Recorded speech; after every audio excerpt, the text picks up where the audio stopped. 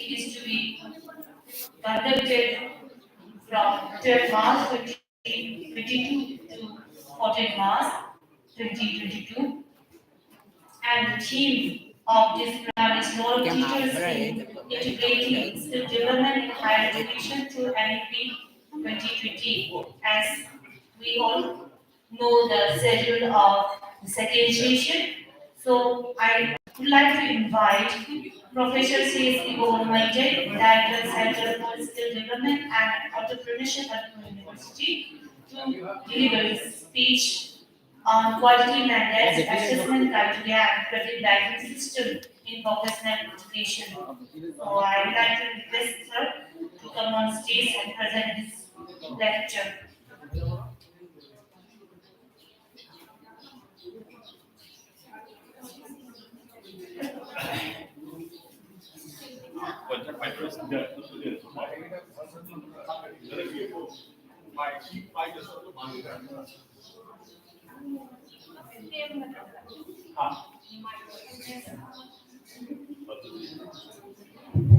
Labor.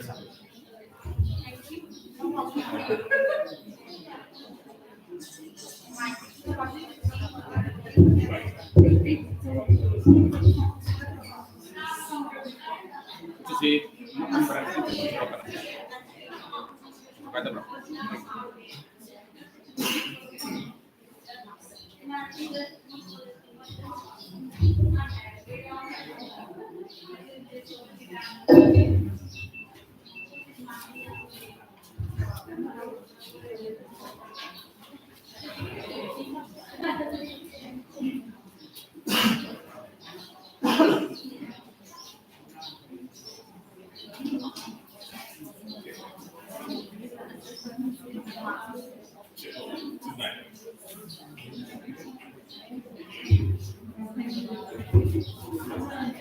Very warm good afternoon, everyone, once again.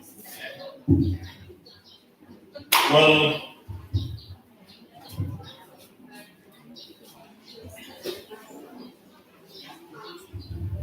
this post-lunch session, I will be just sharing on the topic, the quality mandates, assessment criteria, and credit banking system in Pakistan education. That is really challenging to have a class just after the foods, and particularly when the temperature is increasing, and we know the kind of a body temperature will be having.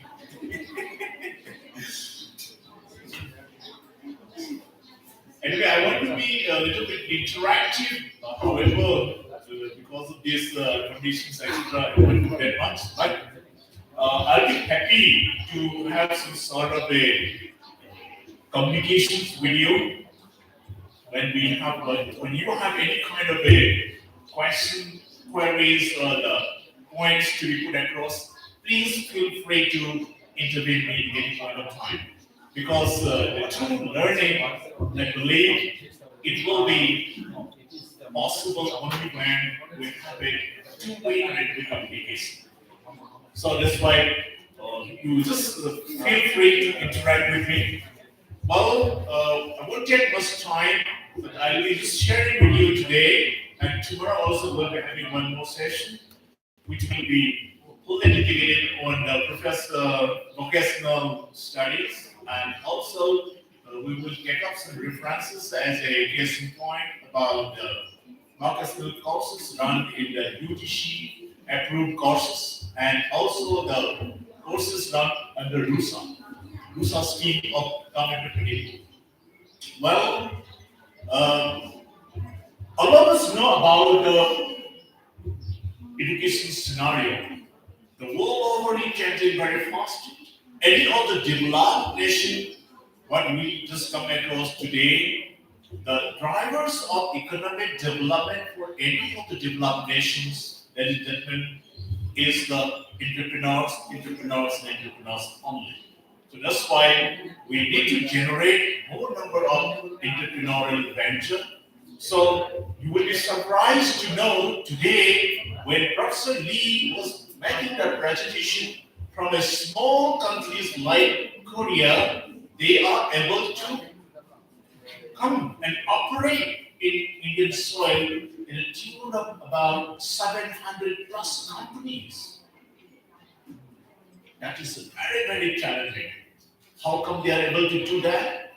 So that's why the kind of a skill training, the kind of a vocational education they are providing. Mind you, ladies and gentlemen, even the pharma companies, when I just take up a small study in the state of Manipur, we are having more than 750 pharma companies products operating in Manipur. 750 products starting from needles, from bandage, from life-saving drugs, so all the antibiotics and all. But to my surprise, not a single product is manufactured in the state of Manipur. 750 companies. Likewise, the companies from South Korea, starting with small companies, your Hyundai, your Samsung, your LG, your Lotte, so many Korean companies are coming in the electronic side, in the high-end engineering items, and even in the cosmetic items too. For makers, for Iriskin, so many companies are Korean origin operating in India. So that means the point which I want to share with you is that we are supposed to experience a very good tough competition in every sphere of the life. Even in the higher education sector too, we are just competing each other. Why I'm just showing you this small, just one picture. That means the winning and the losing of this splinter race is determined by the fraction of seconds. Not hour, not minutes, not even a second, but the fraction of second.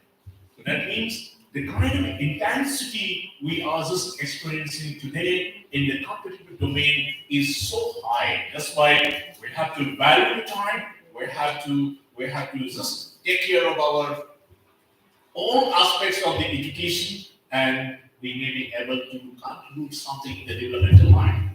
Yes, ladies and gentlemen, major challenges faced by the higher education institutions today is number one, many people are talking about as for this kind of a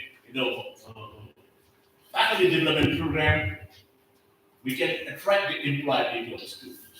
How about the employability of our young boys and girls? That is one. We produce so much of number of graduates, but employability to that extent is relatively very, very low. And at the same time, how about the curriculum? State-of-the-art curriculum. Of course, the colleges may not be having that much of participation in the curriculum development. But today, because of the NEP 2020, the colleges are now going to be restarted. There may not be any affiliating colleges. Affiliated colleges culture had been withdrawn. So that's why we will be having three categories. One is constituent college. Number two is the teaching intensive universities and the research intensive universities. So that's why universities will be two types, teaching intensive and the research intensive. Then other colleges could be autonomous. Either you have a degree granting autonomous colleges, or otherwise you will be having a constituent college of a university. That's a kind of a thing. Then you can have a different curriculums coming up. Enrichment and maintenance of the quality teaching. We need quality training, quality teachers, plus quality infrastructure facilities too. So that's why, as things are changing during the COVID-19 pandemic situation over the last couple of years, the entire teaching learning process had gone a dramatic change with the online mode, with the digital mode, and so much of digital intervention in the teaching learning process. That's also one part we just experience. And that way, we are to situate, we are to have that much of comprehension and advantages of taking care of the latest development coming up in the in the teaching learning processes in any of the technological intervention as such. Then research and services extension, which is one part.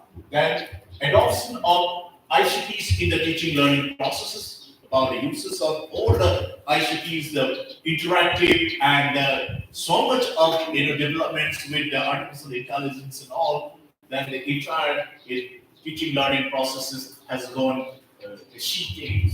And you can also say about producing responsible citizens. This is very, very important aspects of education. And we just want to produce responsible citizens of the society who can lead the society in the right direction. Then at the same time, we are also facing the global competition. Where do we stand? It is the one part. So keeping all these things in mind, we are supposed to have a very good quality aspects in the teaching learning process, our outcomes, our curriculum, and even for the evaluation system that we are following today. So, ladies and gentlemen, we can see that we are focusing more on the youth because today's youth are tomorrow's future. So that's why the kind of a future we shall be having is very much dependent on the kind of a youth we are having today. That's why education is considered to be the most important element to make change in the minds of young people. That's why human resource development is the most precious activities a nation has to do. Well, to go ahead, I just would like to share with you a quick outline, the data about the Indian education system today. Out of the Indian student age group 18 to 24, only 7% enters the university. That's a very low. Even the gross enrollment ratio, talking about the colleges and the universities in the higher education category, is 28.3% in the 2018.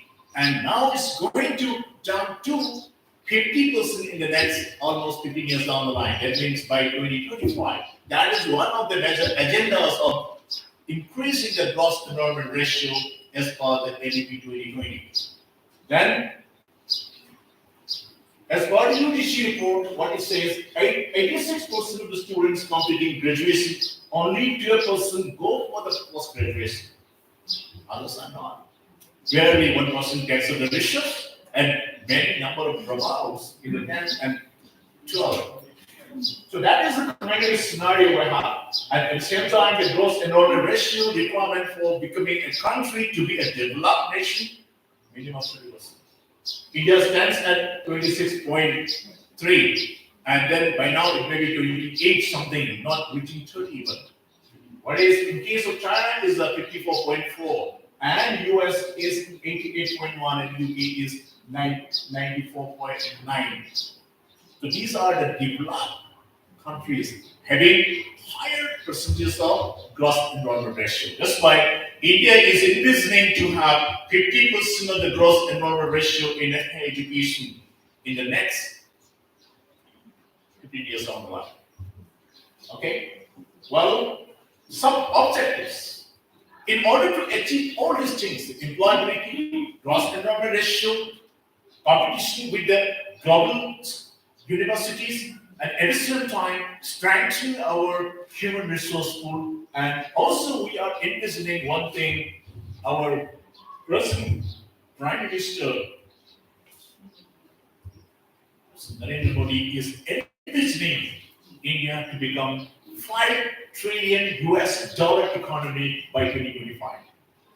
Then if you also envisioning to have 5 trillion US dollar economy, then you are supposed to situate the kind of a talent landscape the country is having. That means the youth, capabilities, the skillful employees in the workforce. So that's why we are required to have a redefining of the talent pools available in our country. Well, keeping all these things in mind, UGC has come out the quality mandate that higher educational institutions are supposed to carry. So for that, they are having 5 important objectives. I will briefly just share with you. Number one, improve the graduate outcomes. Number two, promote the student linkages. Then you can also just see to it about train the students in professional and soft skill areas. If the teacher vacancies should not be more than 10% of the total sanctioned force. And finally, but not least, all the higher educational institutions are to be accredited for the quality assessment done by the NAM. That's why by 2022, all the higher educational institutions, colleges, and universities, they should have at least 2.5 score rating in a NAC assessment. That is the kind of a mandate, quality mandate UGC had given. So that's why we try to align the general education system with the UGC perspective and amalgamating these things with the vocational education school. So what are the things? Number one, improving the graduates. That means to improve the graduate outcomes of the students, at least 50% of them should secure access to employment or self-employment, or they should have the opportunity to pursue the higher education. That is one mandate we are just having. Number two, and before that, we can see a bit about the graduate outcomes, etc. That's why today, even in the curriculum designing, you are just having the LOCM, Learning Outcome Based Curriculum Framework, LOCM. So that's why the entrance syllabus is to be changed, and probably the undergraduate courses from this coming academic session, they are supposed to have a new syllabus under the NAP and the LOCM pattern. We don't know about others. So if the university is taking it up very seriously on it. For the post-graduation, it has already been done the last year, but for the undergraduate, because it encompasses so many colleges and so many other disciplines, all the respective schools, deans, etc. are working. And at late, if that is the case, some changes will be coming up. Then also when we sit with the domain of the outcome, where you would like to see the outcome of our students. That means what is the knowledge? Knowledge is cognitive part. Then the comprehension of doing something, that is a skill component, that is psychomotor. Then third is the value and application. That means attitudes, behavior. These are part of the holistic education. So that's why these are the three important components we are supposed to see for any kind of education when we impart to the students. So that's why skills is now coming up an important component of imparting right kind of education. Not necessarily skill as a standalone course, or maybe skill courses can be integrated in our mainstream general education system too, in the form of soft skills, in the form of life skills, in the form of creative decision making, or entrepreneurial abilities, so and so on. Maybe they may be trained for the professional things. So that's why when we talk about the employability, I just would like to share one more thing. Of the total engineering graduates we produce in India, India produces approximately about 3.6 lakhs engineers per year. Out of this, only 25% is readily employable and 75% is not.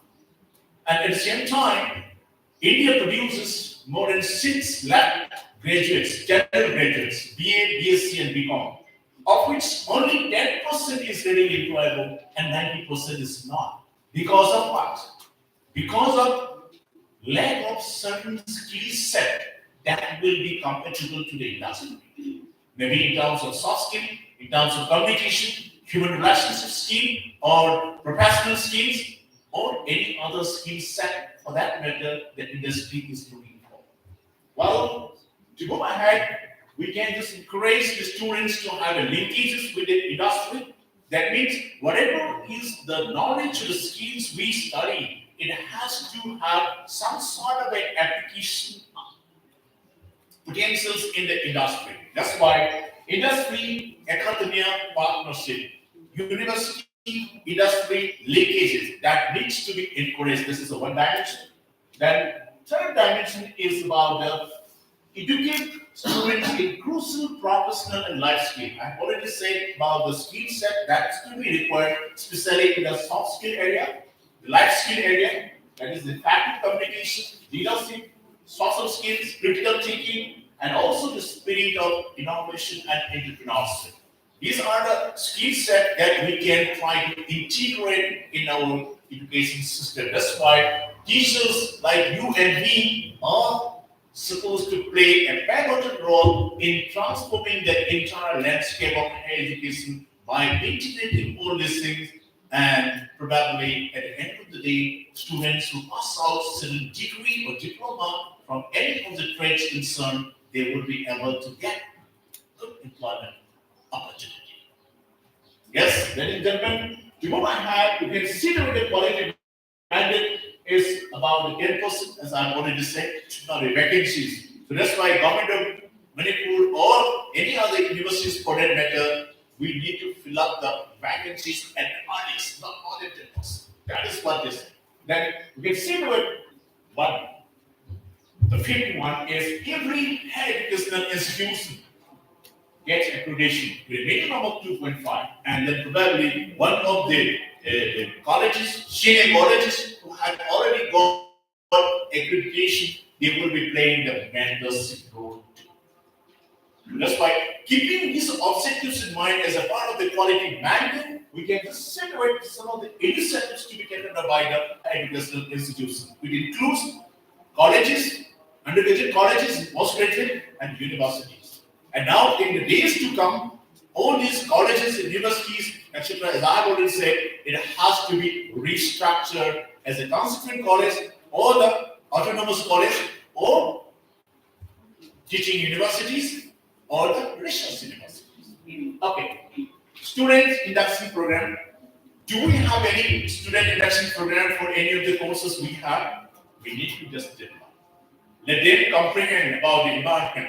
Let them understand about the facilities available in the university. So that's why any student whosoever is admitted in the first semester, institutions are supposed to have this kind of a program, student induction program, learning outcome-based curriculum framework, as I've already said, ICT-based learning tools in teaching learning processes, and I believe even the LILONG HAOREIBI college is having more than 6 or plus smart boards, interactive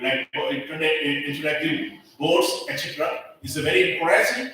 And today, all the teachers are to be trained to comprehend on such kind of uses of ICT techniques. So that is how we are supposed to introduce it. And today, again, you see what it said is 40% of the credits they can earn from various other sources, Swayam or any other online mode of learning. So that's why so much of flexibilities are coming in. And it's a very challenging for the teachers like you and me to teach in a traditional way today, my dear academic friends, because I have only 2 eyes. But our 50 students are having 100 eyes. They're also having the same equipment, same thing, Google's or any other search engine. They will be getting so much of information. So that's why we need to develop different kind of a delivery system in the classroom. Otherwise, it will become obsolete for any of the traditional, this kind of lecture method of teaching. That's why it's a very, very challenging for any of the teachers today to get kind of a proactive role to make students very, very interesting, interactive in the classes in this digital era. While imparting life skills to students, social and industry connect for every higher educational institution, we need to have some sort of a, this one, industry, academia, sales, or industry institute, partnership, sale kind of a thing, so that we can bring in more of the applications from the industry. Those colleges running for food processing, we can engage a locally available food processing organization. Those colleges who are running for the tourism and hospitality. They can engage with the industry people whosoever is doing. Those who are in the packaging, they can just align. Those who are in the printing, those who are in the fashion designing, you can just take care of the latest things happening and also the industry interfaces. Okay, then tracking of our products. We cannot just cannot keep our college sitting idle after completion of the degree. We need to develop a framework where we can track where our alumni are working. So students' career progression is another component which we are supposed to segregate. So if your college is supposed to perform well, and if your college is looking forward to getting good score in the NAC assessment, your alumni definitely will be telling all these things. That's why we need to have students' career progression system. Then faculty development program, of course, the kind of a program which we are having today is the one of that type. Qualification, creation of new knowledge is to be progressed. That's why publications, etc. Today, you are supposed to have the publications, the Scopus journal or the Asia Index journal or care district journals. So that's why UGC has taken up this kind of a quality mandate to have the publication in a very, very standard quality journals. So that is one. That evaluation reforms is another. Evaluation, continuous evaluation is very much need of the hour. So I am told some of the undergraduate courses, except a few others, are not having any internal assessment facility. Is it right? So if that is the case, then this is not the right kind of evaluation. Continuous evaluation is needed. We need to provide some sort of a feedback to the student. We need to just give that kind of a feedback where the students are lagging behind, so that by the end of this semester course, they should have the opportunity to upgrade, to improve the area of weaknesses. So that is what we are supposed to do it. So that's why we are contemplating to the academic council, at least all the undergraduate courses too, they are supposed to have internal assessment for at least about 10 to 20 marks for every paper. So if that is the case, probably the student-teacher relationship and the little bit of controlling power of the teachers can be given for better controlling of the students. So that is also what we just situated evaluation. And of course, we have so much of evaluation through, this one, written evaluation, Viva-Boshi, then multiple choice system, and then group works like assignments, presentation, case discussion. There is a whole lot of evaluation patterns are now coming up today. So that's why we have to situate whatever feasible we may just get it. Then we also situate today how the vocational license is coming up in the higher education system. Vocational courses under the UGC's NSQ program, it has been running from 2013-14 onwards, and then we have also this starting from 14-15 and continuing till today. And many of the colleges they are also running. Besides, career-oriented courses may be there as an add-on course, vocational training under the resource scheme, and we can also think of integrating the vocational course paper as a part of the choice-based credit system. That is the only feasible way of integrating the courses. So otherwise, if you are just studying one particular subject of, say, for instance, sociology, then you will be just opting only that much. But some credit he or she may be allowed to opt as a part of the choice-based credit system. Maybe in the vocational, maybe in the foreign language, maybe in the computer science, whatsoever. So this is what we just would like to share. I will be just touching a little bit of choice-based credit system. Is a shift in the focus from teacher-centric to the student-centric kind of education. That is what UGC is giving. Of course, it has certain disadvantages too. A little bit, pass in this part. Difficult to estimate the exact marks. Workload of the teachers may be a little bit increasing and then may fluctuate. So that is one part. However, advantages are more. That's why people are just opting for such kind of a CBCS system. Then the entire course curriculum now we are supposed to have core course, elective courses. Even in electives, we have a discipline-specific elective, dissertation, general electives, ability enhancement, compulsory course, and skill enhancement courses, etc., including the practical and the other dissertations too. So these are the course outline, and then people may have number of course papers, etc., for the undergraduate general courses. And in fact, 14 core papers and discipline is a mandatory. What has to have? Then, of course, all together, 24 credit course. If you study, the student may be allowed to take admission in the postgraduate level. That is the mandate that UGC had given. That's why in the NEP 2020, multidisciplinary approach of the study can be taken care of by having this kind of a credit system. So that's why we can just have a little acquaintances about the credit. What actually is the credit? So you can study any of the discipline, but the numbers of hours you put in for the study that will determine the credit values. Well, even for the assessment, as I said, written mode, examination, thesis writing, then article review, journal writing, case studies writing, etc. could be one component. The oral mode, viva, group discussion, role play, games, etc. could be one model of evaluation. The practical, lab work, simulation, craft work, etc. is another. For the skill, that kind of a, this one, practical modes is very, very important. Simulation, coming to simulation can also be done. For the packaging, we can just do like that. There are so much of areas. Say, for instance, the Amul's Taza, I hope all of you will be using it. You can also have a milk in the polypack. If it is a polypack, then it will last for 24 hours or at most 36 hours. It will last. But the Amul Taza is a data pack. It can last more than 2 to 3 months. So that's why, because of the packaging technology, the longevity of the product's life can be enhanced.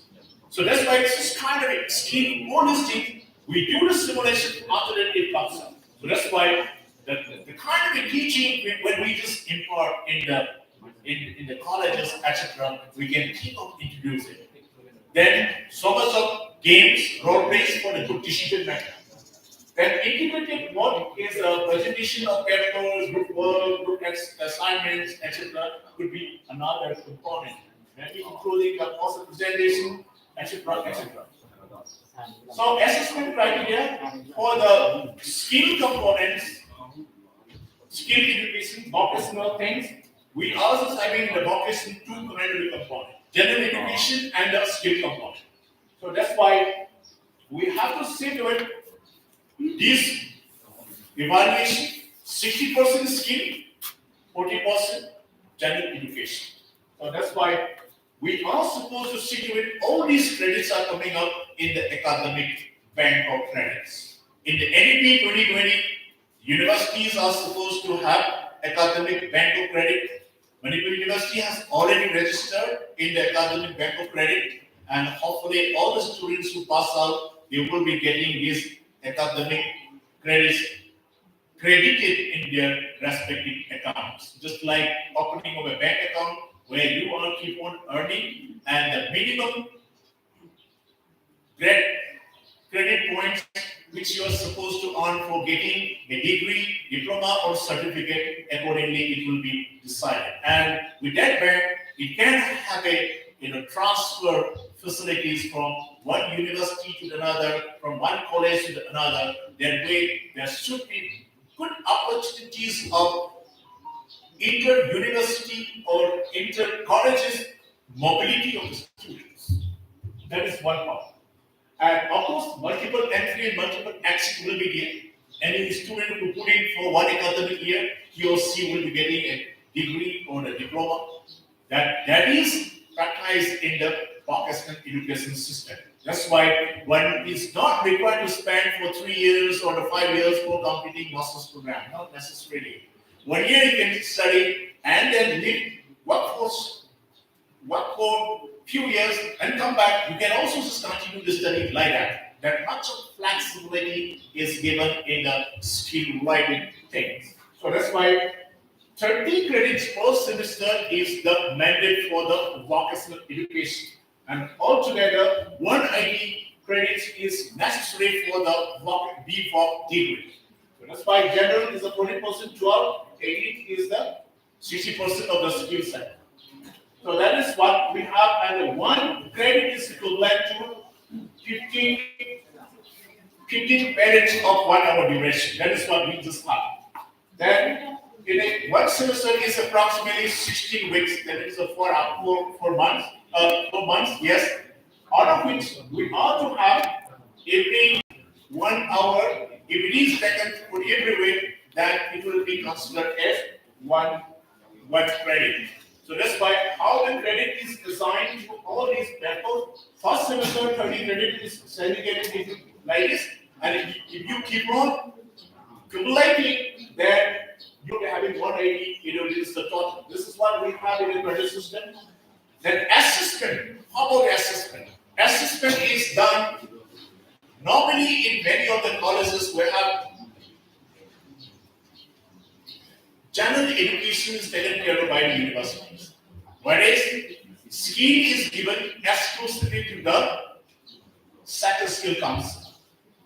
However, for the quality mandate, I would love to suggest for any of these Sector Skill Council, maybe tourism, hospitality Sector Skill Council, retail Sector Skill Council of India, or the agricultural Sector Skill Council, healthcare Sector Skill Council of India, whatever. There is so much of Sector Skill Council depending on the different streams of study.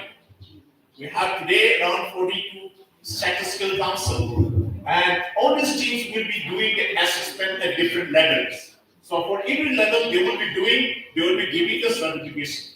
But in the skill, that is one very important thing. Suppose it's about this one giving injection to someone. This is a skill set. How many marks he or she will be getting out of 100? She is getting 60%, another is 70%, another is 90%. Can you just give marks like that for giving this kind of injection to somebody? No. So that means what we require for such kind of a skill assessment, whether he or she is qualified to perform that kind of a job or not. Qualified means passed. Fail means fail. So that's why, as for the marking things are concerned, leaving to the university concerned, as for the competence, whether he or she is able to qualify to perform that kind of job role, yes, we can just take care of this Sector Skill Council. So that is what we do it. Otherwise, it leads to some sort of a deterioration in the quality mandate and the quality functioning of the colleges. Yes? We move ahead. I've already said about the competitions of this work. So that's why any skill level from 4 onwards, 4 is the 10 plus 2 level. But there is a various entries coming up. So after 6 months, 30 credits is a certificate. NSQ level 5 is a diploma. NSQ level 6 is an advanced diploma. NSQ level 7 is a BPOC degree. Then after that, NSQ level 8 is a postgraduate diploma. 8 level, or sometimes we used to call it in a different kind of a nomenclature in the new education policy. It's a 4 years degree course. Is the first year is the bachelor's certificate, bachelor's diploma, bachelor's degree. 4 year is the bachelor's research or bachelor's honors degree, either honors or research. However, in the vocational level, it can be postgraduate diploma. Then another 1 year degree we added, that is the MPOC degree. That is the NSQF, National Skill Qualification Framework Level 9. So that is the master's program. And this is what we are also having in medical university. And in fact, we are just running around 3 courses.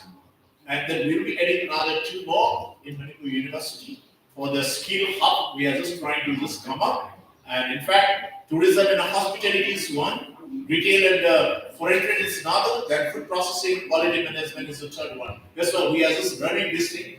For the 2, we are just running up to the MPOC program. That's why we are just working very hard to comply with this kind of a thing. That's why at least whatever little product we are using, it is acceptable to different sectors of the industry. Well, there are 3 categories of students completing from 10 plus 2. They will be joining in the first semester of the first degree course. Then this is the kind of a module. First one who had already got the vocational exposure in their 10 plus 2 level, they can straight away come, and then they will be writing for the level 5. But for the general students who have not undertaken any kind of vocational things, then they are supposed to write for the certificate course after the first semester. Then it will be going to level 4, level 5, level 6, and level 7. Level 7 is the BPOC degree.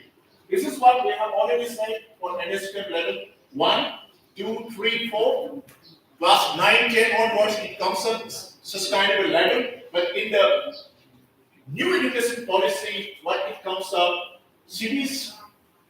CBSE had designed some sort of a course of class 6, 7, and 8.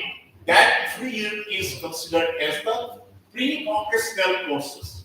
When you have backless days, and when you have some sort of a weekends, etc., they should be given exposure for the vocational trades, etc.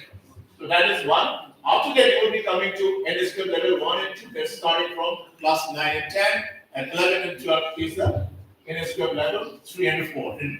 And the CBSE has already introduced more than 39 courses in the 10 plus 2 level. That's why what could be the upward mobility of these students in the vocational study. So that's why they are coming in the BVOC and the MVOC. That's why we are just trying to integrate these vocational students in the mainstream higher educational system. So for that matter, teachers like you and me are supposed to have some sort of exposure, the kind of training we're supposed to provide to these young boys and girls, so that after completion of this course, they may be able to get good employment, good placement facilities, and at the same time, luckily, University Grants Commission had already approved BPhil degree is equivalent to any general degree like BA, BSc, or BCom. So that's why they can get the admission to any of the streams of study where any graduates can apply for the transdisciplinary upward mobility. As for the jobs in the UPSC, Staff Selection Commission, banking, railways, if any graduates can apply, then BVOC degree holders also can apply. So that way, BVOC is just like any other BCom, any other BBA, any other BA like that. So that is coming up. And in fact, we have so much of other aspects we see to it, important agenda for the NEP 2020. Yes, we have already said by 50% of the learners to get exposure to the vocational education by 2025. Skill, knowledge, attitude, these are the 3 fundamental pillars for a holistic education. That's why if you are not giving proper balance and a proper emphasis on the skill development, probably the employability aspects of the students will be losing. So that's why we need to focus on these things, the future directions. As I said, India is envisioning to have the $5 trillion US economy. We need to align the talent landscape, maybe for the artificial intelligence, blockchain technology, for the big data analytics, and nanotechnology, and what else? In the high-end skill set, we require this kind of people, because in the next few years down the line, we know that we will be having cars driving without driving, homes having all sort of smart gadgets. You can monitor everything in a smart way. So that's why is smart cities are coming up. We are also going to have so much of smart gadgets. So what could be the requirements of manpower, their livelihood, their standard of living, their employability? That's a big challenge. So that's why, my dear public friends, we need to have a concerted effort. We need to pull our heads together so that we may be able to contribute something for the better change in society.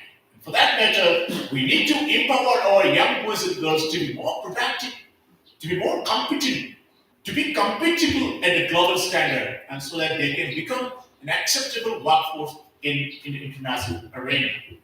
Well, I have already said many things, all the academic, industry, partnership, soft skill, life skill, even interaction of the locally relevant vocational courses, even for the culture, even for various other activities which we are not getting good hands, even for in some sort of a life over times, we want to have some sort of a the satra or sakti. We find it very difficult to get some good hands to do it. Very limited. We have so much of this one baskets preparing from our own things, but the number of people are less. Pottery is less. Even the culturally relevant skill sets we can just nurture it. But one of the scholars is working very well about the organic dyes. Organic dyes making from that is one kind of this kumlu. So that is what people are practicing. I appreciate. And some of the people are doing very well on that, and they are getting good funds from the startup programs of the government of Manipur too.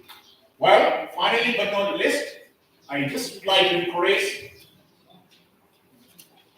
introduction of locally relevant vocational courses along with the recent trends happening in this arena. Then students, faculty actions initiative that can be taken up between institutions within India and outside, even in Manipur too. Why not? We can just collaborate from college to the another. It seems that colleges are working just like a watertight compartment. I definitely would like to encourage at least one or two colleges can combine together and share some faculties, certain resources, and they can do something better. Nothing like that. A clustering of the colleges is now is to be increased, at least for better, the academic atmosphere too. Well, internship and community engagement, whatever is a stream of study, maybe in the sociology, maybe in economics, commerce, English, or chemistry, doesn't matter.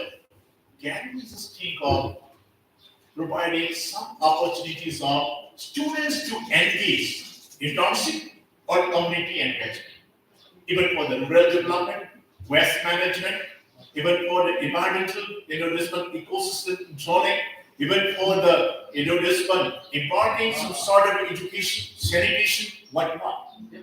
Even in the rural areas, rural tourism can be encouraged, agro-tourism can be encouraged, organic farming can be encouraged. For that matter, our students can be utilized as a part of their internship investment. This is how we can just think of inviting the skill sets in any of our students. So for that matter, teachers are supposed to take up a lead role in designing such kind of activities to engage the students productively and usefully for the betterment of the society.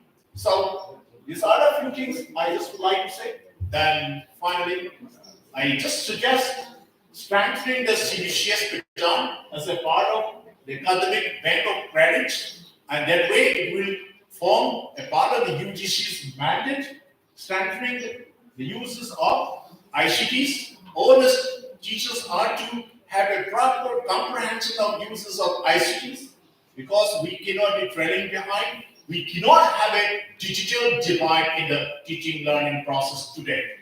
Then establishment of startups, incubation centers with the industry collaboration, wherever feasible, it needs to be taken up not only in universities, even in the colleges too.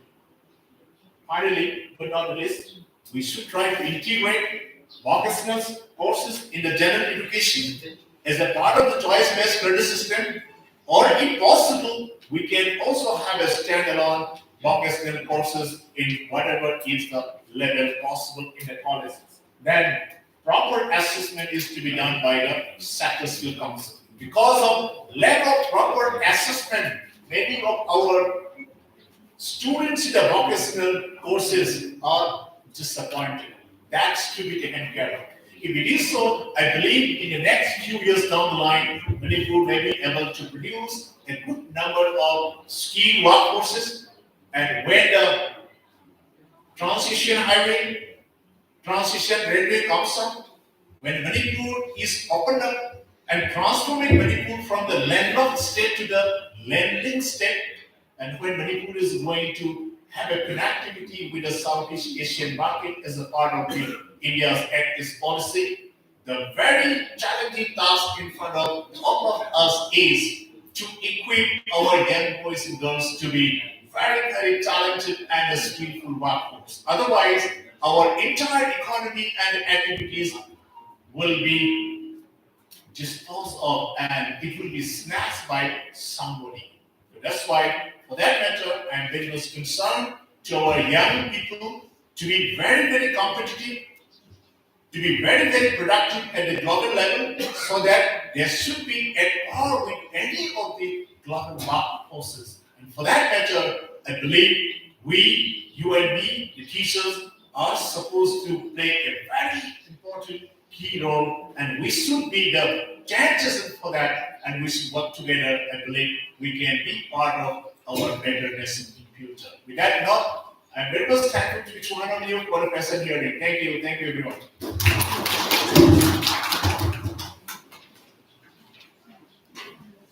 I'll be happy to spare a couple of minutes for question and answer. If any one of you is having any question, I will be happy to share whatever little things I have, I understand.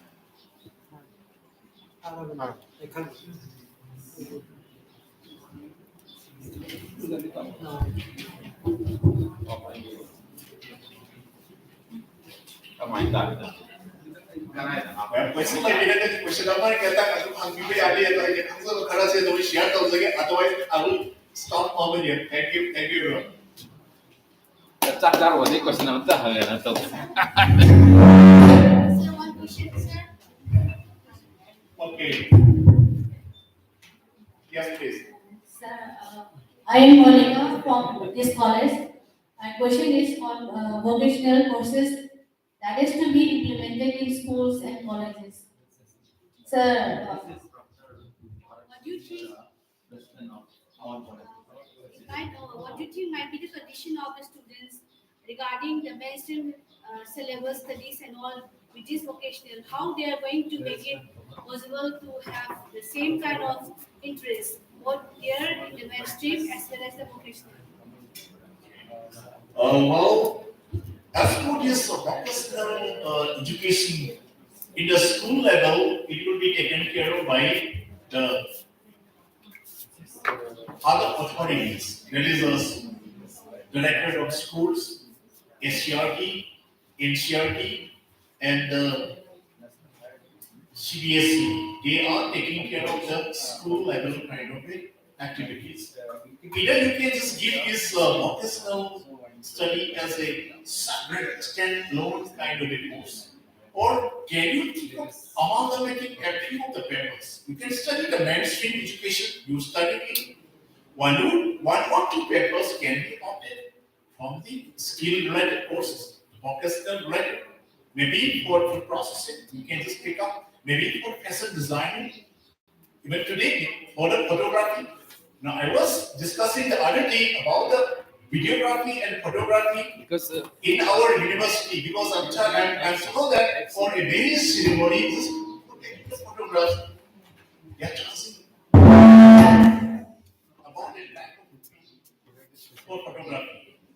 Getting the point. And for making the announcement of the, this one, a various ceremony, they are charging around 2 lakhs or 2 lakh plus, maybe more. So that's why if you study any course of study, but at the same time spend one or two papers, equivalent credit in one of the skill set. Nothing like that. He or she will be getting the opportunities of getting employed. Start from the That is one. And in the higher education segment, it is taken care of by the UGC in line with the National Skill Qualification Framework. And under that every different job roles is given by the NOS, National Occupation Standards. That is given. So that's why you study physics, it doesn't matter. You can also see some sort of this one, photography or the wiring or food processing, nothing like that. Or maybe an MBA student or the commerce student opting this one foreign language as a skill course. Foreign language is also now is recognized as a skill subject. So that's why if you know economics and commerce and know a foreign language is just like Korean language or the Japanese language, nothing like that. In all the Korean forms, they definitely will be having advantage of getting employment. Because you know the Samsung is working, you know LG is working, and all this thing because mother tongue, your own language has lots of affinity. If somebody is speaking Manipuri, that means I have some sort of a support. Like that, if I can speak Japanese, then Japanese are looking for many people to work in their country because it's the aging country. They require nurses, they require many people to work in different sectors. That's why you just learn some skills. If you know about Tally, about the commerce, graduates, Tally, this accounting package, it is again another added advantage. So that's why you may be studying general stream of study, doesn't matter. Try to have some vocational course as an add-on. Definitely you will be having multiple benefits. By simply getting one general degree, you may not be that acceptable. You will be having one general degree plus another add-on diploma, add-on areas from the vocational things. That will give you added advantage for employability, for entrepreneurship, for overall well-being of the individual, including your personality development, like that. So that's why I introduce some of the, I just sharing these things to some of the schools. Why don't you introduce about the following making? Even in the following, how much money they are earning, I don't know. But what's the harm? If a student knows how to do this, makeup, alloys making, or photography, or the film editing, or maybe for the this one floriculture or fishery, or even we have this one bioflora source another. In a limited space, you can rear the fishes. So that's why there is an ample areas of opportunities for the teachers to impart such kind of a skill things for the betterment of our students. I believe this can serve the purpose, so there is nothing wrong in introducing it. That's why we try to integrate these vocational things to our mainstream education. Okay, so a student of physics can do pretty well in music too. So that's why the hidden talent somebody is having can be nurtured well through this NEP 2020. That's the motive behind. So that multidisciplinary kind of an approach could be the ultimate answer. Okay, Lynn, thank you. Thank you everyone. Stop over here. We'll be meeting again tomorrow.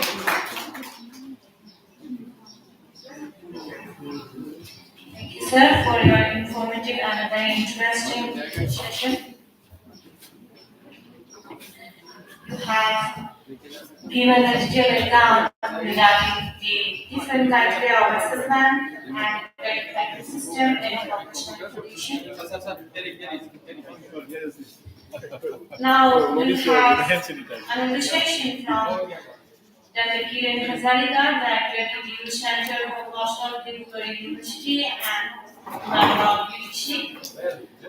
He is going to speak on National Skill Qualification Framework and National Committee on integration of vocational education. So I like to request sir to present his lecture on the valid topic.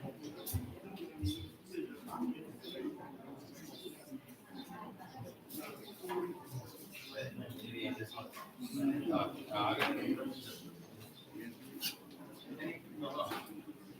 you want to come to the computer?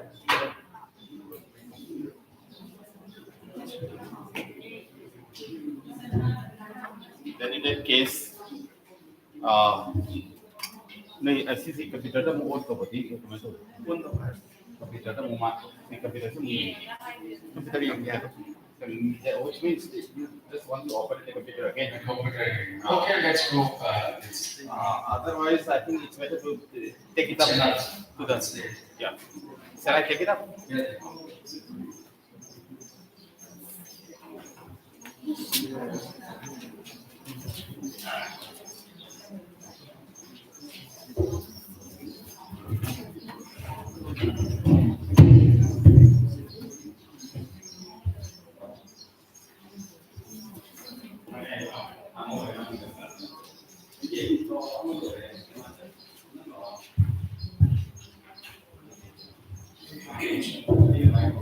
Thank you.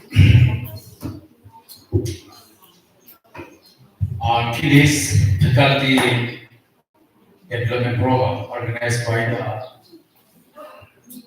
LILONG HAOREIBI College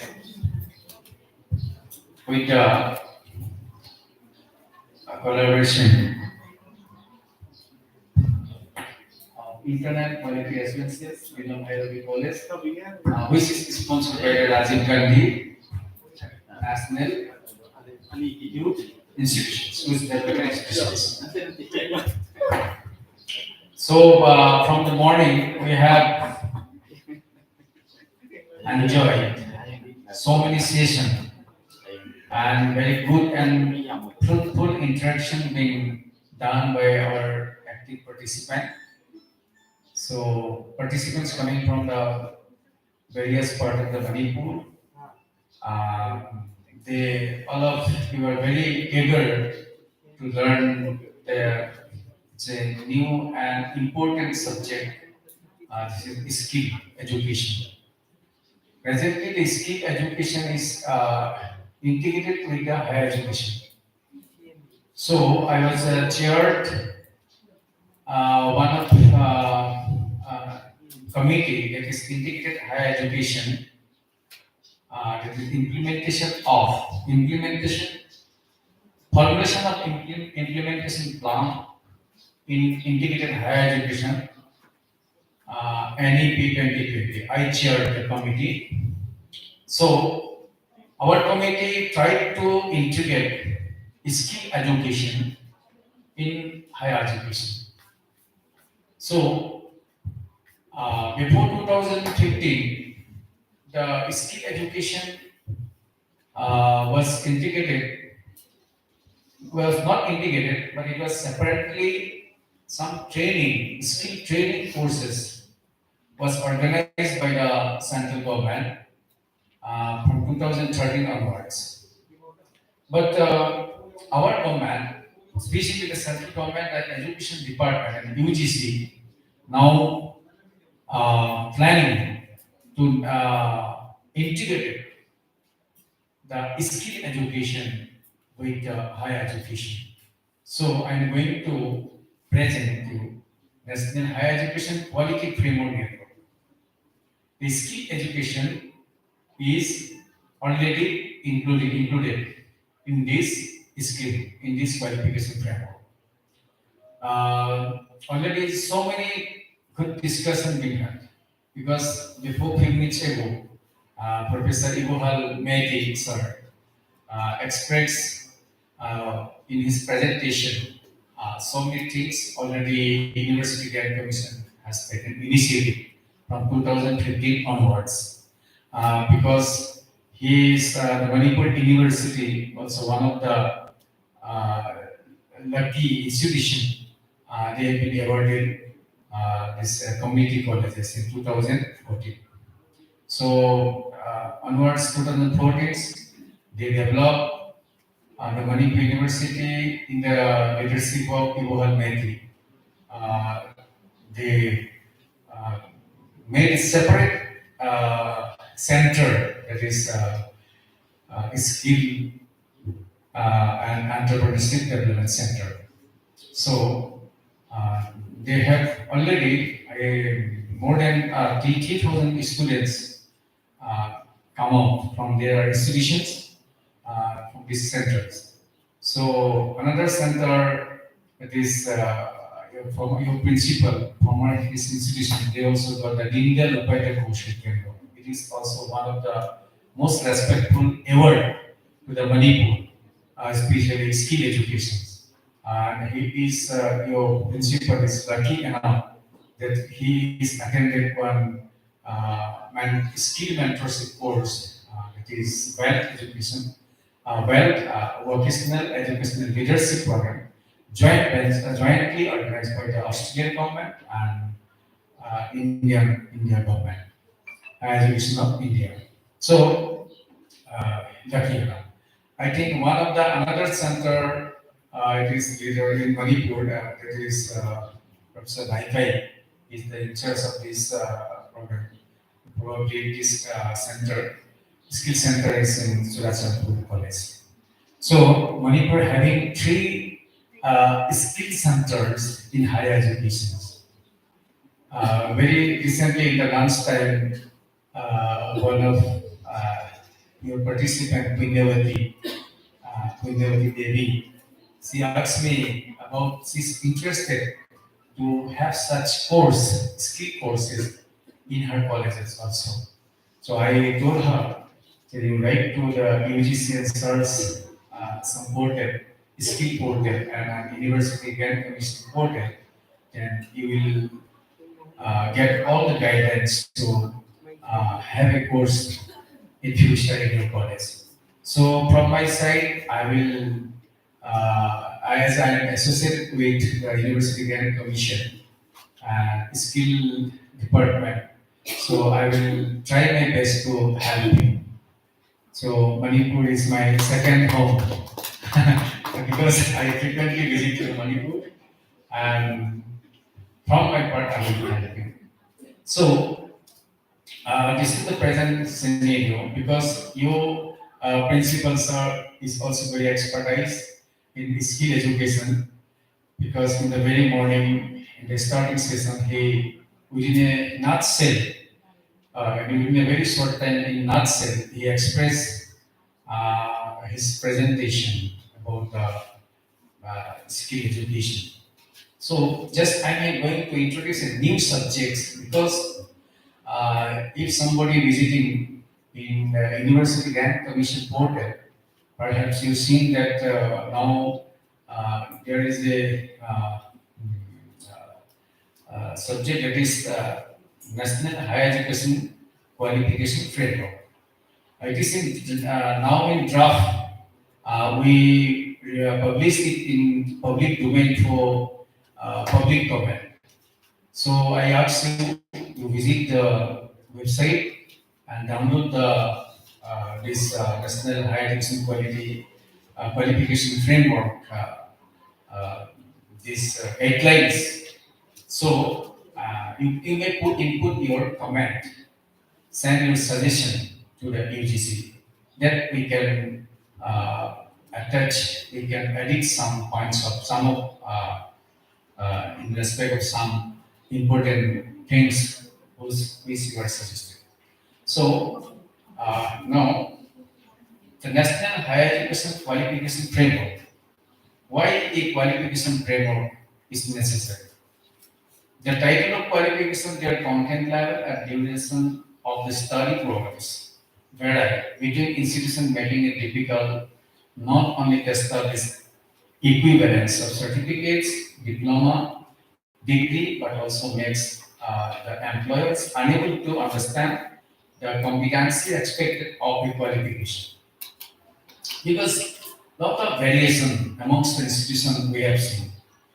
You see, especially in the syllabus, the Manipur University syllabus and Guwahati University syllabus, Patna University syllabus, Delhi University syllabus, there are a lot of variation.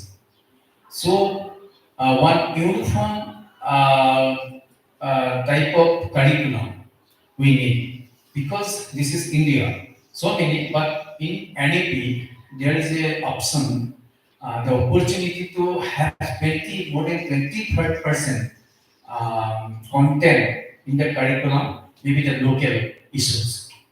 So when we are going to designing our curriculum under the NEP, under the roof of NEP, then 25%, 20 to 25% content may be developed with the local issues. So this is taken by the initiative by the Higher Education Department of Ministry of Education.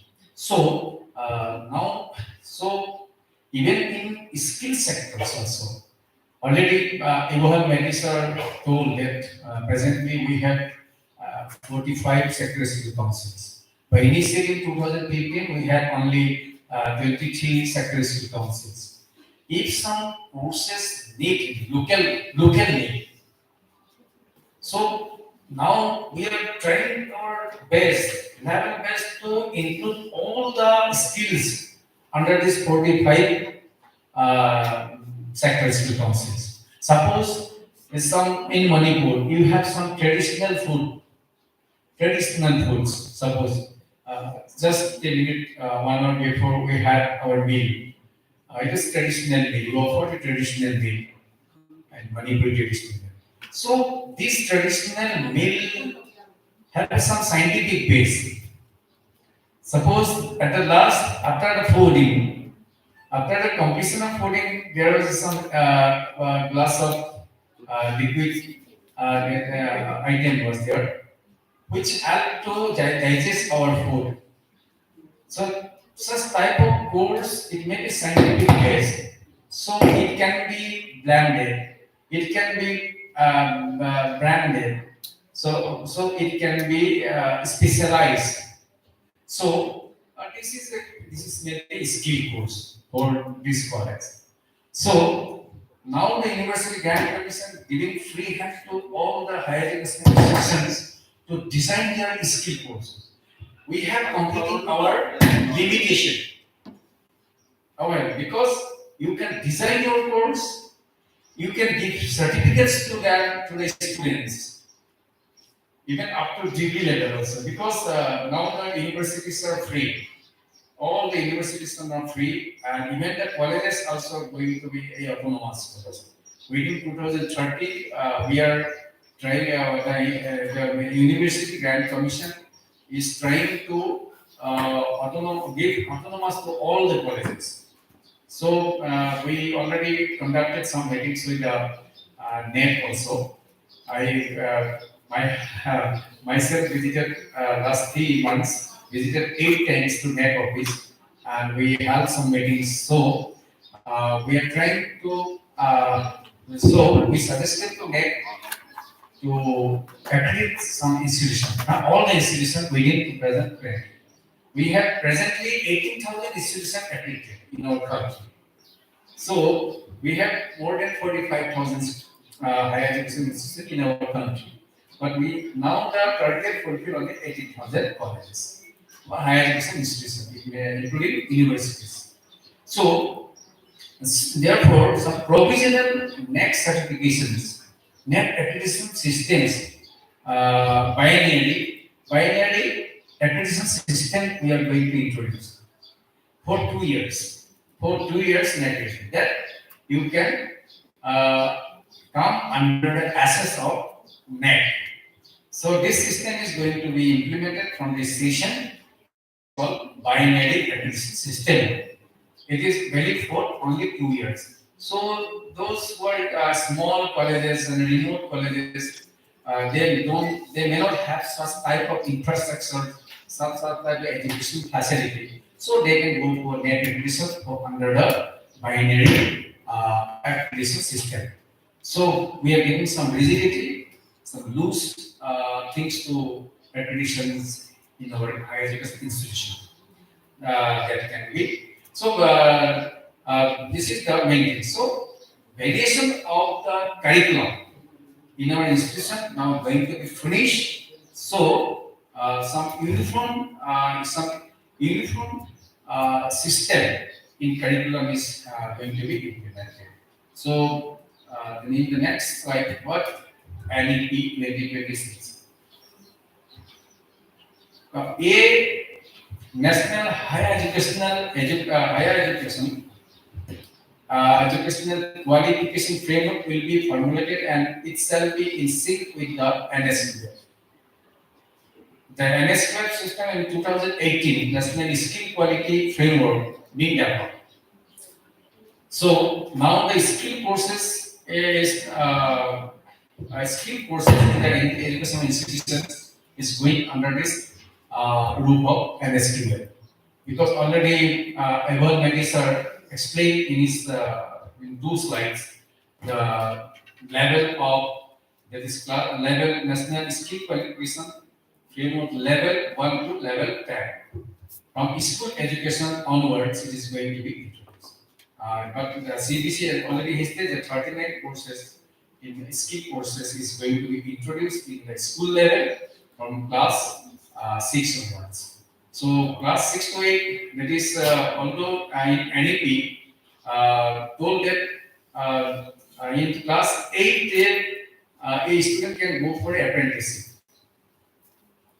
After a lot of discussion, it is considered that it should be it can be started from the class 9 onwards.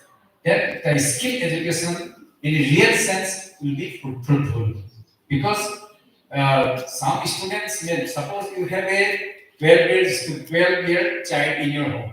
You see your 12-year or 10 years or 8 years student, take your children of he know more than you because you are having some troubles in your mobile and you ask your children, please बेटा देखो इसमें क्या mobile इसमें क्या हो गया है क्या गलती है इसमें वो तुरंत वो क्या करता है उसको ठीक करके देता है हिंदी समझते हैं आप और वो ठीक करके देता है इमीडिएटली तो इसमें क्या है बच्चे थोड़ा हमसे ज्यादा जानकारी रखते हैं इसीलिए जो एनईपी में ये प्रबंधन रखा गया है कि हम class 6 onwards we can go for skill education. Even sometimes some question arises that in South Korea, Japan, and China, the children are working, but we have labor activists. Sometimes the human rights always ask questions. They raise questions that India engaging labor below 15 years, 14 years. Is a student or a child, we cannot give permission to do labor. So, but if a children is skill educated, after 12 years he can go for job. Have you seen Kamal Huda, one of these small boy? I think is That is my son. your son. Oh, Kamal Huda. So Kamal Huda is working with some this online system. He's expert. So he is expert. He may be assigned for a job. He may be assigned for a job. But this is not under the child labor. Because if he is skilled, he can go for job after 14 years. Yeah, before 14 years.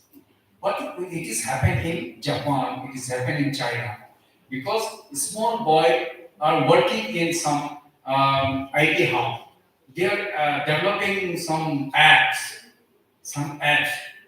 We have before 1 year, Chinese apps were installed in our mobile. Because very small boy can develop this apps. They developed this app in China, and it is marketed by the companies in online in mobile system. So in India, so we are also going because we have a big country with the largest population. We are going to crossing China because our population going to largest population within a 5 to 10 years. So we have to manage our population. So we must give employment opportunity for our children. If we manage our children, our young population, then our nation will be developed. Certainly, our nation will be developed because children are not depend upon on parents, depend upon parents. So they become liberal. They directly go for income with their skills. So, skill education is integrated with the school education, with the higher education. So, higher education qualification leading to a degree, diploma, certificate shall be described by the National Higher Education Qualification Framework in terms of learning outcomes. Some points already we discussed in this slide. The facilitate credit transfer. The credit transfer system equivalent EDC. Suppose one boy is reading in BA first sem or BA second semester. So he can go for a after completion because in an education policy we have some options, multiple entry and multiple exit system. A student can join in his course in any time. Even he can leave his course in any time. He can go for his skill. Suppose in his college, as his choice, suppose his choice is mobile repairing course. The mobile repairing course is not available in his college. So he can go for 1 year or 2 years in other institutions. Then he will earn the credits. This credit will come under the ABC, Academic Bank of Credit Systems, being already developed in the UGC. So UGC already circulated the letter to all the universities, those even asked to implement the universities, those who are having A grade. Presently, it is experimental basis. We are going to introduce ABC system in A grade universities. So a student can go exit his college for any other courses, any other skill courses. Now sports education also coming under skills. Already evolved research was all subject. Even the Korean language in the first session, Hin Lee presented his papers in Korean language. You have seen the lot of scholarship, lot of things or facilities are for them. Because in even the Japan giving for pushing a injection. Suppose that is called patient attendant course in skill. Suppose Japan giving more than 2 lakh salary per month. They because they are still there because all of you know that Japan is a old age country. They are suppose in our country we have 65% people young population, but in Japan 65% old population. So old population management system is very difficult to how they control the old age. Because in 90 years, 95, 100 plus years, aged people are more than 20%, 30% are crossing 100 plus. So to manage them, we need some medical attendant, some regular attendant. So Japan searching boys from abroad of their country. So they giving 20 lakhs, 2 lakhs salary, 2 lakhs salary to even 1 crore, 3 crore, 1.5 crores yearly package giving to our students. So normal medical attendant student can get more than 1 lakh rupees per month in Japan if he knows Japanese language. If he knows some Korean, even same problem is Korea also, South Korea also. This Lincoln Lee, she's crossing 70 years, I think. Oh, 65. Yeah, not, does not look like that. But working, she's working. Like so many, there are people are old is it, but working. So we need some this sort of language course is also language teaching also is coming under the skill courses. So we can go for the skill courses to facilitate credit transfer. So credit transfer system is being implemented in the higher education system. So therefore, we integrated the NSQF and NSEQF.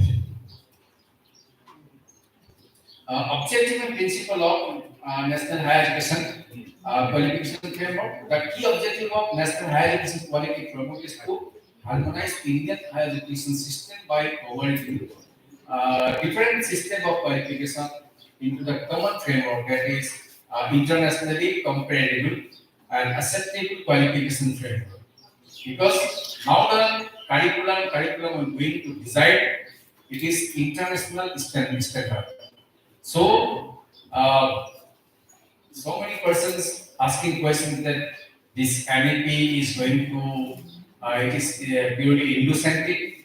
So, Indo-centric education policy, there have no futuristic result outcomes.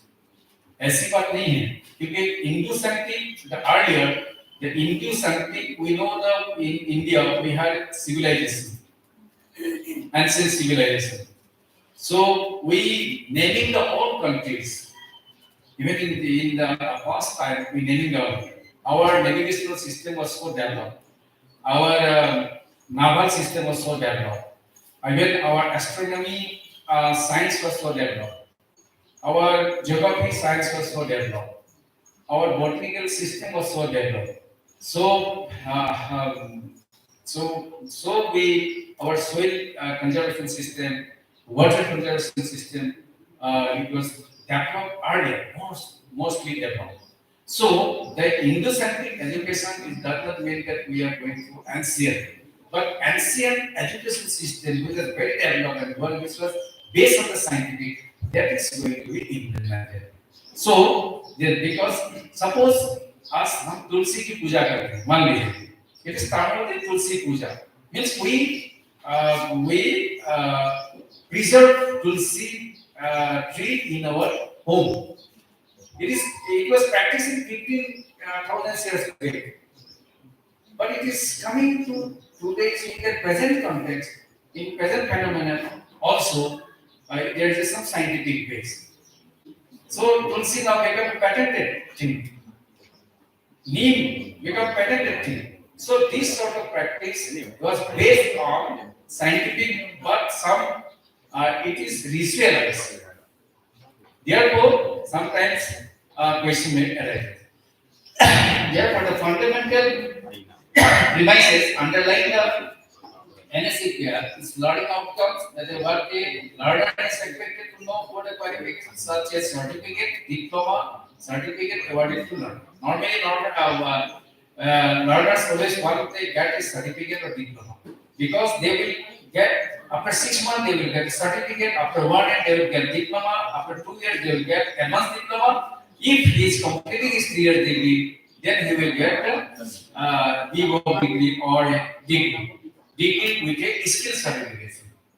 So it is student friendly. Now it is we want to UPF a student friendly scheme.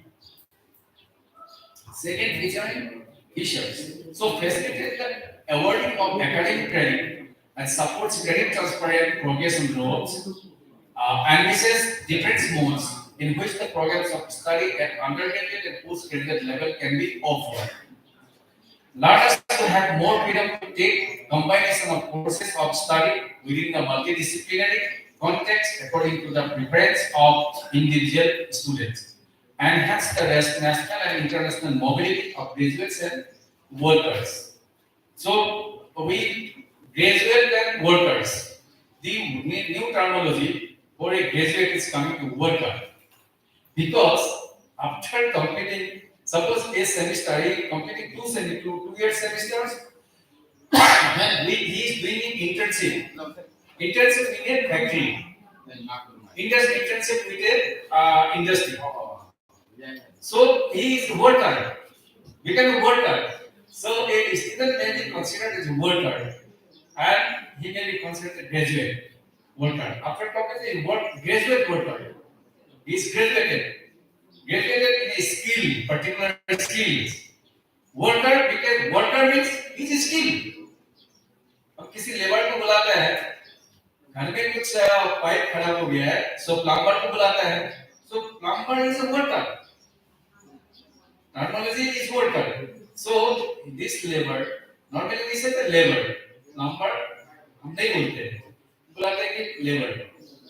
और उससे हम काम करवाते हैं. So this is the workers. For him, skill he is worker, and if he is a certain graduate, he is a graduate. Even in therefore new terminology is coming. That's BMO.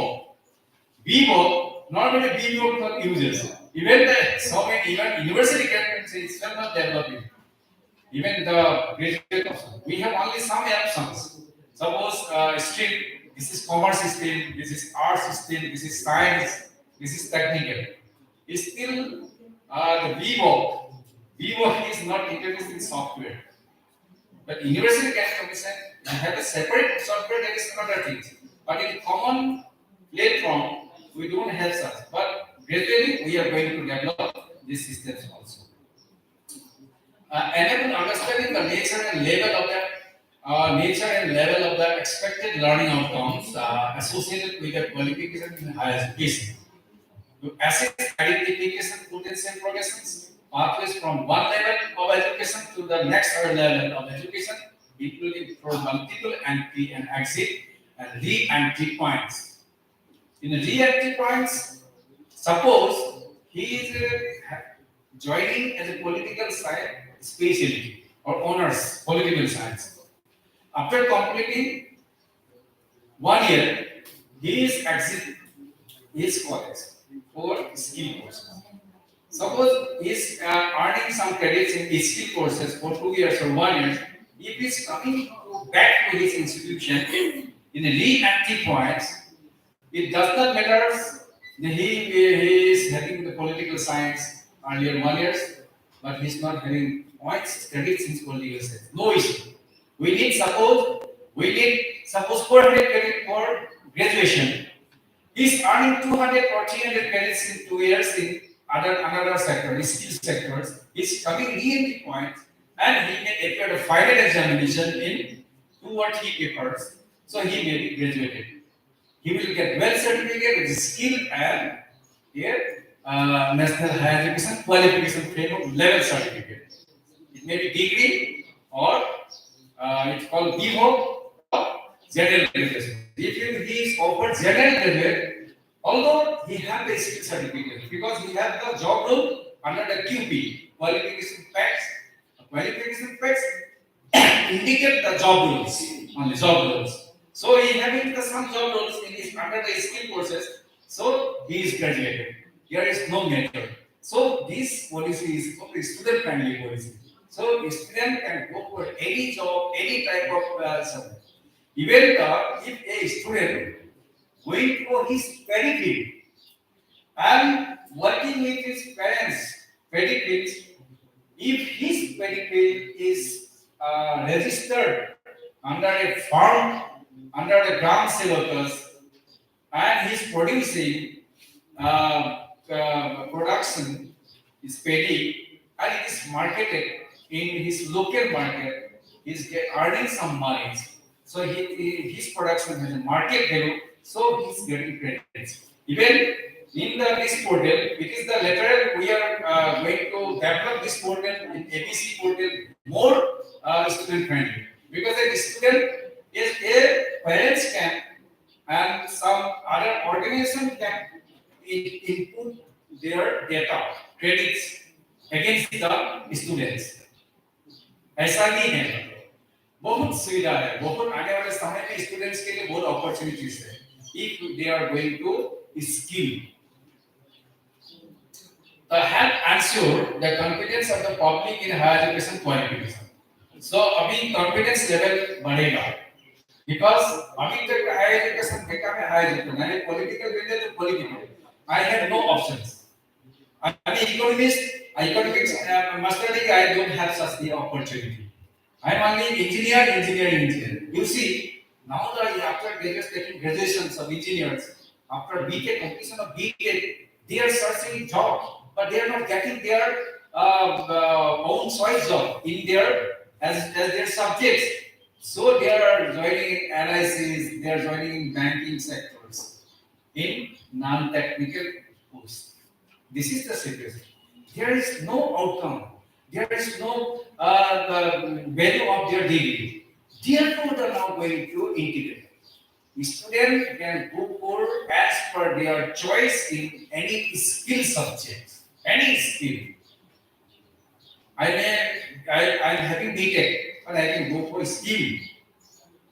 I have BTech career, but I have plumber is my skill subject. Then after completing my BTech, I can go for a job in plumber or electrician. In Australia, in Australia, that a plumber getting more salary than a doctor, than a normal engineer. More salary, 10 times more salary. 10 times more earnings than a doctor or engineers, than a professor. So there are a lot of opportunity in the in Mumbai. My family is staying in Mumbai. So sometimes some electrical problems. Just we call a number, some agency are there. If we call a number, then some electrician come to my house and they check house and they bill. Suppose 2 or 3 points they corrected, they repaired and their bill 3,500, 5,000 is like that. Suppose if a doctor visit home, it charges only 500 to 1,000 only. Doctor visit home. And a plumber, you see, or a electrician, he bill minimum 3,500 to 5,000 bill. So in India, it's going to happen, going to be happen. In Mumbai, like city, it is now happening. Help maintain national standard and international comparability of learning outcomes and academic standard to answer novel competitiveness. This is level, I think. This is 1 to 4. This is N square level. 1 to 4. This is N is school education, and 5 to 10. This is national higher education qualification framework, higher education. It is also already mentioned by Professor Yuval Medisar also. How qualifications are synchronized? This is a very important point. So qualifications are organized in a series of levels based on learning outcomes and graduate attributes. Comprises 10 levels. Good and 1 to 10 levels are comprises. Higher education qualifications are arranged from level 5 to 10. It is in level 5 to 10. It is under the higher education. Already evolves are built in ascending orders of complexity based on knowledge, skills, and competency and values. The complexity of these elements increase incrementally with every level base. Learning outcomes, a statement of what the learners is expected to know, understand, or be able to do and demonstrate on the successful completion of an approved programs of study. These are the learning outcomes. Stage of learning outcomes. First, graded profile. Next, program learning outcomes. And third, course learning outcomes. Program learning outcomes, it is some difference with course learning outcomes. Program is unique. So course learning, it is entered as a whole, the course. Graduate attributes to widen the current knowledge base and skills. It is our graduate attributes. And gaining and applying new knowledge and skills. Any graduate must have skill knowledge. Without skill knowledge, no graduate outcomes, perhaps in the near future. So, undertaking future studies and independently performing well in chosen career. It is chosen careers. Any career, there are a lot of options. Thousands of skills are available. Subject we have only 87 subjects. uh, engineering, medical, arts, humanity science, and commercial management. Total we have only 87 subjects in present context. But in the skill sector, more than thousands skills are there. So, gaining and applying knowledge and skills, undertaking future studies independently, performing well in a chosen area. So, student can choose any subject. Suppose food processing, this is, suppose I told you that this is Manipuri traditional food. They can go for up to level 10 also in Manipuri, up to go for research also. Level 1 से लेकर अब 10 तक जा सकता है. So children's career. This is Manipuri traditional food and present. That means is very less is importance. It's very big importance. So it is called children's career in skill sectors. So therefore, the Higher Education Ministry of Education now UGC has integrated vocational education with general higher education, playing a constructive role as a citizen. A constructive role as a responsible citizen. बहुत सारे graduate इधर उधर घूमते रहते हैं. Nothing any importance of social development. कुछ भी है, but a simple plumber has an importance in our society. So his development, our GDP, his own economic level is going high, his family economy is going high. Then a simple graduate master degree, a lot of master degrees are sitting in their home. There is no outcomes, no opportunity, nothing earning, only searching job in internet and applying, appearing, interview, written examinations, nothing else. Even a skill graduate, skill level 3, if he is having only this level 3, he is starting earning. This is called the playing a constructive role as a citizen, progressive citizen, earning citizen. He's earning for the nation, earning for his pocket, earning for his family, contributing to national building, contributing with a paying tax, professional tax, paying income tax. So our next future generation, our next future education is going to convert to a skill education. Prime Minister Modi का ये सपना है. This is digital India and skill India. How learning outcomes are achieved? Sometimes question may be arise, कैसे संभव हो सकता है? By keeping the learning outcomes as reference points, qualification descriptors will be formulated. It is formulated education system, not each way. It is going to be formulated. Curriculum to be developed by ensuring that the individual program learning outcomes align with the relevant qualification descriptors. So, purely customized system is going to introduce. Customized. Even some institutions may be customized for a particular students. A particular curriculum may be customized for this particular students or particular course. Some liberal to design our curriculum. We are given. Now, Eval sir and Professor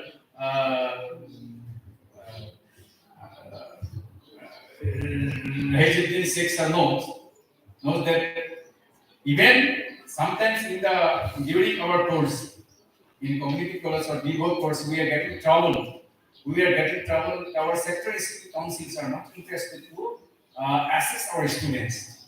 In that case, lot of complaints received in the University Grant Commission office from the higher education institution, those who are running these skill courses. Then the University Grant Commission has taken a great initiative and great order they circulated, that higher education institution can assess with appointing a assessing body. Executive body, they have to form a executive assessing body, advisory body, then this body will look after. There may be some technical expert in the body. So they liberal, they become liberal. Therefore, to align, outcome align, the syllabus to align a specific curricular may be customized for a interest of a student by the institution. That level हमारे आजादी है. These are the learning outcomes progression, graduate profiles, program LO and course curriculum. So level descriptors, what is the descriptor? I told one new terminology. The level descriptors reflect the expected learning outcomes a graduate of a program to demonstrate and achieve. The descriptors are the researcher, become a researcher. They are sitting with the research. They are looking after the records of the students, his activity, observing the students' activities, observing their result, their outcome, their assessment. So, level descriptor is the most important role to introduce skill.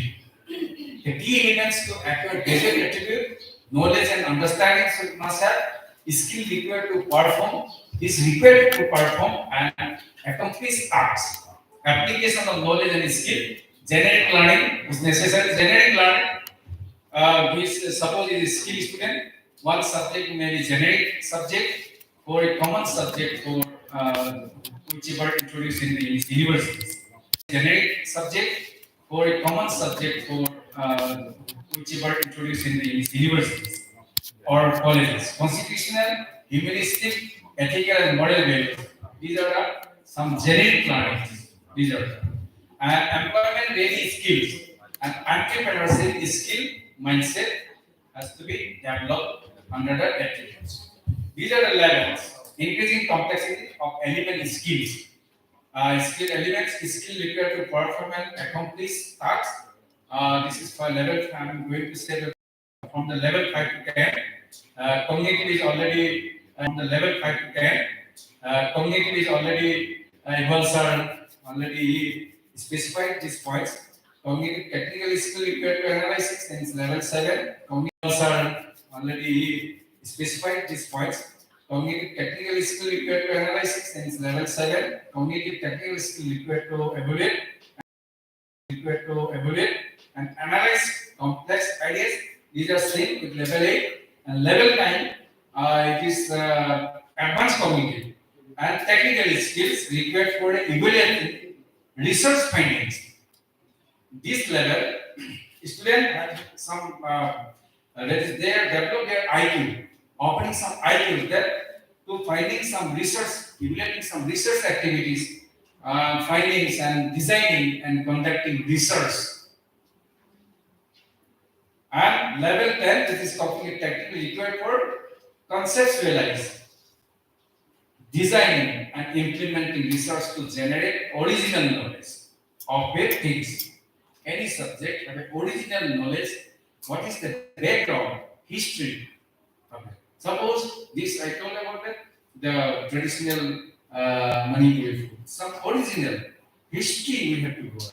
Scientific base we have to find it out under this level 10. Then their finding become conceptualized things.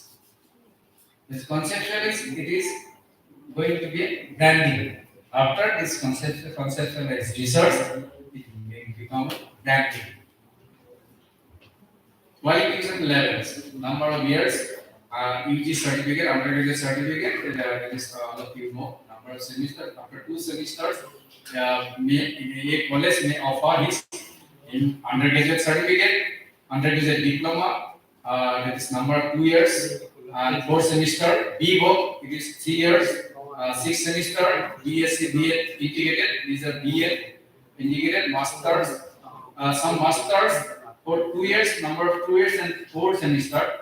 Those who are completing their 4 years degree, they have only 2 semesters master degree. They have to do only 2 semesters master degree. Qualification type and credit requirements. These are the requirements. Title suppose level 5 undergraduate certificate in the field of learning discipline for those who exit after a first year, 2 semester or undergraduate program. Program during the first year, 2 semester of the undergraduate program. They will have to 40 credits, earn 40 credits required credit. Accordingly, up to level 7, 120, and for level 7, 160. It is general credit, and already 30 credit for skill in every semester. 30 credits. But in general education, you see less credits than skill credits. So इसकी wait ज़्यादा है, skill का wait बहुत ज़्यादा है, तो हमें we should go for skill. Anti-exit, re-entry, and lateral entry. These are the entry. Suppose in level 5 somebody entry, so exit in 10 credit NSQF compliant skill-based course for 2 months. Then his level of entry 5 will be finished. Accordingly, like that, 6 also said for 7 UG degree, undergraduate degree to be completed, then he will offer his skill certificate also. These are the comparisons. So NSQF alignment with the NSQF. Both NSEQF and NSQF are formulated based on the learning outcomes. It is based on the learning outcomes. Both are. So now that after completion of even in the general degree level, generally suppose a student's entry in a degree course, 3 years degree course, 4 years degree course. Suppose he is completing 1 year, 2 semester course, so he will also certified by the college. He will get a certificate. Why this NSEQF is going to be implemented in our higher education system? The target is to finish the dropout student rate of dropout student ratio. Because now you see in the Indian UO college, suppose 300 students are entered or 600 students for BA first semester or BSc first semester. Even when they are appearing third semester, 6th semester examination or 5th semester examination, they become 50%. 150 students are just supposed to wait only appearing the 5th or 6th semester. Why does the 150 students? They are dropping out in so many social reasons, some personal reasons. So NSQF prescribed level 1 to 10 with higher education occupying level 5 to 10 and also prescribed level 5 to 10 for higher education. These are the levels of NSQF. What are we referring? Certificate of 6 months, diploma for 1 year certificate here. What are same even in NSQF and NSA. Thank you. So I presented some new things in NSQF and NSSQF. So comparatively study I made in front of you. So if you have some observation, any questions, any query, you may ask me. I'm trying best to reply.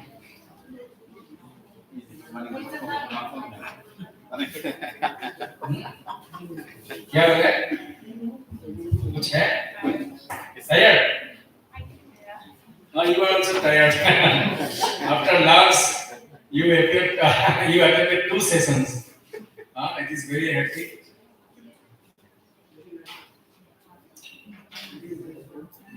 आपको थोड़ा समझ में को आया होगा जिसने मैं जो बताया. Simplify it. Trying to simplify it. Okay, okay. Okay, no? It's okay. No question.